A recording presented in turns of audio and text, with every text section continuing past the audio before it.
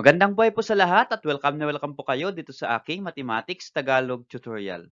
Sa video na ito ay papaliwanag ko po sa inyo about solving simple interest. So magpipresent po ako ng different examples, different problems, and then step by step ay papaliwanag ko po sa inyo kung paano i-analyze yung problem, kung paano i-determine yung given sa problem, at paano po i-solve what is being asked in the problem. Okay, so bago po ako mag-present ng example, ay i-present ko po muna, recall natin yung formulas ng simple interest. So ito po yung ating formula.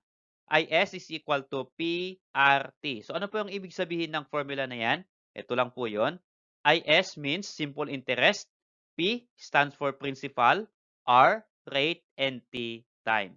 Okay, so ito po yung ating original formula ng simple interest. Kapag ang hinahanap po natin ay interest. How about po kapag ang hinahanap ay principal or ang unknown ay rate or ang unknown ay time? So para ma-recall po natin itong formula na ito, ay pwede po natin gamitin itong triangle formula. Okay, ito po yung basis natin para hindi po natin makalimutan itong formula ng simple interest. So ito lang po yun, IS, ito po yung nasa taas, is equal to yung nasa baba, PRT. Okay, so ganun lang po yun. How about po kapag ang hinahanap ay principal? Ito lang po yun.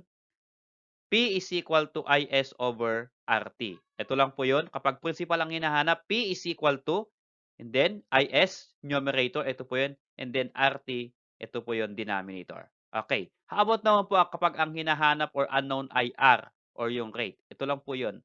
R is equal to IS over PT. Ito po yun. R is equal to IS, numerator sa taas, and then denominator, yung natitira dito sa baba, PT kasi nakuha na po yung R. Okay? How about naman kung time? The same process. So, T is equal to IS over PR. So, ito po yung time is equal to IS, numerator. Denominator po ay PR.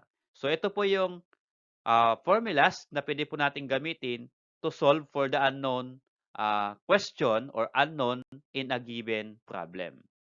Okay, so let's start with number 1 example. McCoy borrowed 30,000 pesos at 10% annual simple interest rate. How much should he pay after 3 years and 6 months? Okay, so again, analyze po natin yung problem.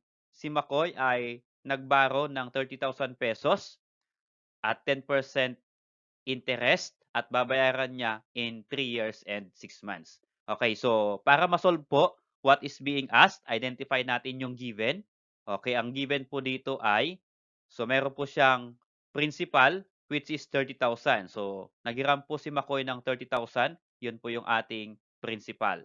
And then next po dito ay 10% simple interest. So iyan po yung kanyang rate, 10%. So ang rate po niya is 10% or in decimal 0.10 or 0.10 or just 0.1, okay lang po 'yan. Okay. And then next po ay meron po siyang given ditong time which is 3 years and 6 months. Okay, ang T po niya ay 3.5. So bakit po 3.5? Kasi yung 6 months ay half year po 'yon. Kaya 3 years and half year, 6 months po 'yon. O kaya 3.5 po yung time niya. Okay? And then ano po yung unknown diyan sa ating formula? Yung ating pong simple interest.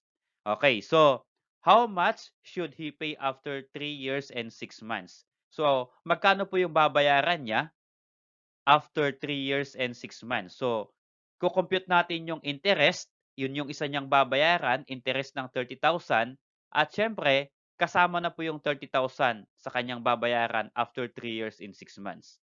Kaya ang computation po nito, ang first po ay calculate natin yung interest. Then after that, makalculate yung interest, i-add natin sa 30,000 na principal, yun po yung babayaran niya in 3 years and 6 months. Okay, so sa ating pong formula, ito po yung ating triangle. IS is equal to PRT. Okay? Para di po natin makalimutan. So, ito po yung ating formula. So, substitute natin yung given. Ang ating interest, yun po yung unknown. So, IS is equal to, ano po yung P natin? Principal is 30,000. Ito yon. And then next, rate is, pwede pong gamitin yung 10%. Pwede naman pong gamitin yung 0.10. So, ang gamitin ko po dito ay yung decimal. Times 0.10 and then yung kanyang time ay 3.5. Okay, so this will become, if you're going to multiply 30,000 times 0.10 times 3.5, ang lalabas po diyan ay 10,500 pesos. So yan po yung kanyang interest in 3 years and 6 months. So para makuha po kung magkano lahat yung babayaran niya, ay i-add po natin yung 30,000 dun sa kanyang interest. Ito po yung ating formula. So full payment po niya ay principal plus interest. Okay? So ang principal ay 30,000, okay, plus yung kanyang interest na na-compute natin na 10,500, that is equal to 40,500. So ito po yung babayaran niyang amount, 40,500 in 3 years and 6 months. Okay, so about this number 2 example. Amalia invested a certain amount at 10% simple interest per year. After 2 years, she received the interest amounted to 3,000 pesos. How much did she invest? Okay, yung problem na ito, ang hinahanap po niya ay yung principal. Yun pong ininvest ni Amalia. Okay, so given po dito yung 10% interest, 2 years time, at 3,000 ito po yung kanyang interest. Okay, so lagay po natin yung given muna. So P is unknown or yung principal. Next po ay time, 2 years, kaya 2. Yung pong ating rate is 10% or 0.10. And then yung ating pong interest ay 3,000 pesos. Okay, so mula po sa ating formula, IS is equal to PRT. So yan po yung ating original formula. So dalawa po yung aking ipipresent na computation ng problem na ito. Pwede pong gamitin yung original formula or pwede pong gamitin yung direkta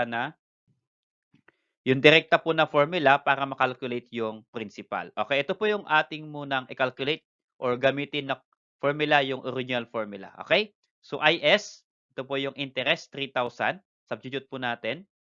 Ito po. Then P, unknown, kaya remain po yung P. Then next dyan ay R, that is rate, 0.10. And then yung kanyang T time is 2. Okay. Then next po ay first simplify dito ay multiply po muna ito. 0.10 times 2. So this become, yan po yan. So 0.10 times 2 is 0.2. Okay? So to remove 0.2 para principal ang matira dyan ay divide 0.2 to both side of the equation. Then i-cancel po natin itong 0.2 na ito. So ang maiwan po dito sa right side ay yung P or yung principal is equal to 3,000 divided by 0.2 is 15,000 pesos. So yan po yung kanyang principal, 15,000. Okay, so ito po yung another method in calculating the principal. So P is equal to IS over RT. So mula po dito sa ating triangle, since ang hinahanap po natin ay principal, so P is equal to IS over RT. So ito po yon. So P is equal to, ano po yung ating IS or interest? Ito pong 3,000. So 3,000 divide by, nakalagay po dito RT, rate times the time. So ang rate ay 10% at ang time po ay 2. Kaya 0.10 times 2. If you're going to simplify, 3,000 i-divide mo sa product ng 0.10 times 2, yan po ay 15,000. So the same po yung makakalculate natin using the original formula.